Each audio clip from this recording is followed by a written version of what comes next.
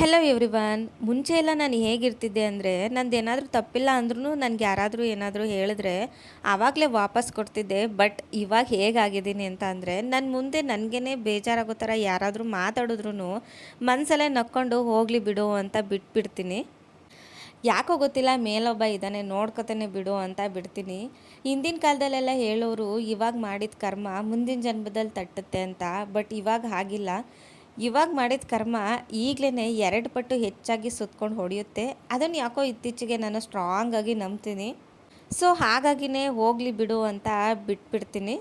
ನಾವೇನು ಅನ್ಕೋತಿರ್ತೀವಿ ಅಂತಂದರೆ, ಏನಪ್ಪ ಇಷ್ಟೊಂದು ಕಷ್ಟಪಟ್ಟು ಕೆಲಸ ಎಲ್ಲ ಮಾಡ್ತಿದ್ದೀನಿ ಆದರೂ ನಮಗೆ ಯಶಸ್ಸು ಅನ್ನೋದೇ ಸಿಗ್ತಿಲ್ವಲ್ಲ, ಇನ್ನೂ ಯಾವಾಗ ಸಿಗೋದು ಅಂತ ಕೊರಗ್ತಿರ್ತೀವಿ.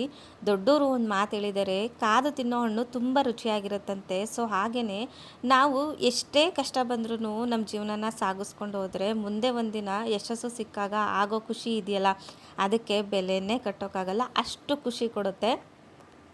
ಸೊ ಅದಕ್ಕೇ ನಾವು ಯಾವುದೇ ಕೆಲಸ ಮಾಡ್ತಿರಲಿ, ಎಂಥದ್ದೇ ಕೆಲಸ ಆಗಿರಲಿ, ಶ್ರದ್ಧೆಯಿಂದ ಭಕ್ತಿಯಿಂದ ಮಾಡಿದ್ರೆ ಅದಕ್ಕೆ ಪ್ರತಿಫಲ ಒಂದಲ್ಲ ಒಂದಿನ ಸಿಕ್ಕೇ ಸಿಗುತ್ತೆ.